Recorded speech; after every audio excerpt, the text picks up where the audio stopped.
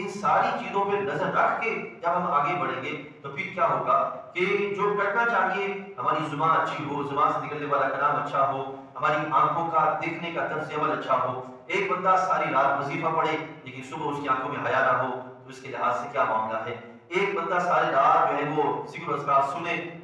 لیکن صبح پھر اس کی طبیعت میں گانے سننے کی خواہش جمودار ہو تو پھر اس کا کیا فائدہ؟ اسی طریقے سے ایک بندہ عمرہ شریف کر کے آئے، یا ایک بندہ جو ہے وہ بیٹھے سارا دن روزہ رکھے لیکن جب اس کے سامنے ترازو پر کسی چیز کی تولنے کی باری آئے تو اسی طرح وہ ڈنڈی مارتا رہے، اس کے دل میں اللہ کے خوف اور تقویٰ کی کوئی کیفیت پیدا نہ ہو۔ تو یہ ہمارے آقا صلی اللہ علیہ وسلم نے اس بات کو باقاعدہ بیان فرمایا، ایمان و احتساب۔ یہ عزیز ممبران، یہ ایک اصل چیز ہے، اہم چیز ہے کہ ایمان و احتساب،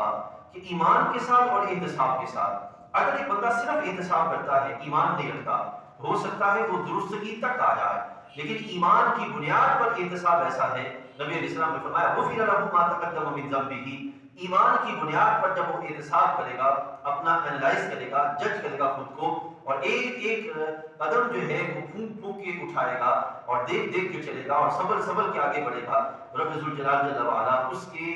اعمال میں یہ ایک روٹین کا تسلسل کے ساتھ 30 دن یہ جب ججمنٹ کا سلسلہ باقی رکھے گا تو اللہ تعالیٰ اس کی طبیعت میں جج کرنے کی صلاحیت میں اضافہ فرما دے گا۔ اب دیکھیے، آپ یہ سن کر حیران ہوں گے، حضرت سیدنا عمر فاروق رضی اللہ تعالیٰ عنہ نے ایک صحابی سے پوچھا، اے میرے دوست یہ بتاؤ، حضرت کعب رضی اللہ تعالیٰ عنہ سے، کہ نبی علیہ السلام نے فرمایا کہ یہ بتاؤ تقویٰ کیا ہے؟ حبیب علیہ السلام حضرت کعب رضی اللہ عنہ فرماتے ہیں کہ اے عمر رضی اللہ تعالیٰ عنہ، کبھی آپ نے اپنی بکریاں چلاتے ہوئے کسی ایسے علاقے سے گزرے ہوں جن علاقوں میں جھاڑیاں ہوں تو وہاں پہ آپ کیسے گزرتے ہیں؟ حضرت عمر فرماتے ہیں کہ میں اپنے کپڑے کو سمیٹ لیتا ہوں اور کپڑا سمیٹ کر پھر میں آگے بڑھنے کا اہتمام کرتا ہوں۔ نبی علیہ السلام حضرت عمر رضی اللہ تعالیٰ عنہ کو حضرت کعب رضی اللہ عنہ فرماتے ہیں کہ اے عمر رضی اللہ تعالیٰ عنہ، تقویٰ اسی چیز کا نام ہے۔ کیا مطلب؟ کہ ایک ہے کہ ظاہری ماحول ایسا ہے اور اس میں ہم نے اپنی لباس کو اور اپنے کردار کو ٹھیک رکھنا ہے، اور ایک ہے ایمان اور روزہ۔ معزز حاضرین، دیکھیے روزے کا تعلق انسان کے جسم ظاہر کے ساتھ بعد میں ہے، اس کی نیت اور اس کے دل کے ایمان کے ساتھ پہلے ہے۔ تو جو بندہ اس روزے کو جتنا زیادہ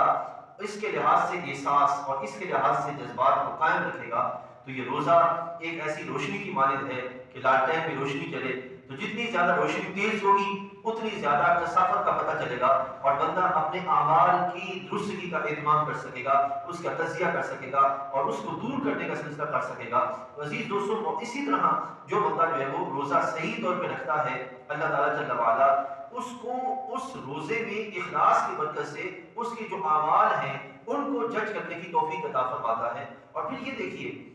ہمارے آقا صلی اللہ علیہ وسلم نے ہمیں ہر چیز کا بیان فرمایا۔ سرکار نے جہاں یہ فرمایا کہ روزہ اللہ تعالیٰ کے لیے ہے اور جزا بھی اللہ تعالیٰ دے گا، تو ساتھ ہی نبی علیہ السلام نے یہ بھی فرمایا کہ شیاطین کو جکڑ دیا جاتا ہے۔ اب روزے کا شیاطین کے ساتھ کیا تعلق ہے؟ وہ افراد جو بندے کو گمراہی یا گناہوں کی طرف لے جانے کا سبب بنتے ہیں، رب ذوالجلال جل وعلا ان کو کنٹرول کر لیتا ہے۔ معزز حاضرین، آپ کے ذہن میں خیال آئے گا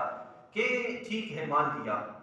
کہ رمضان شریف کے اندر شیطان پکڑ دیے جاتے ہیں، لیکن ہم دیکھتے ہیں کہ سالہ سال سے لوگ جو برائیاں ہیں اسی طرح قائم ہیں، دن میں بھی راتوں میں بھی۔ تو معزز حاضرین، اس میں یہ پہلو ہے کہ یہ جو برائی قائم ہے یہ ہماری طبیعتوں کا حصہ بن گئی ہے، ہمارے معاشرے کا حصہ بن گئی ہے، اور ہمارے معاشرے کی صورتحال یہ ہو چکی ہے کہ برائیوں کو مزین کر کے پیش کیا جاتا ہے، اچھائیوں کو اس طرح حیثیت کے ساتھ اور عظمت کے ساتھ پیش نہیں کیا جاتا اور اس کی نہ ہی اس طرح ویلیو کو بیان کیا جاتا ہے۔ تو برائیوں کو جب مزین کر کے ماحول میں افراد خود پیش کرنے لگے، انسان خود اس کا ذمہ دار ہو جائے، تو سوچیں ایک لمحے کے لیے کہ پھر ایسے ماحول میں جہاد کرنا کتنا بڑا کام ہے، اور اللہ کی راہ میں جزا پانا، اس کی رضا حاصل کرنے کے لیے کوشاں ہونا، یہ اللہ کی بارگاہ میں کتنا بڑا رتبہ اور کتنا بلند مقام رکھنے کا والا معاملہ ہے۔ اس واسطے عزیز دوستوں، ہم نے خود اس چیز کا اہتمام کرنا ہے۔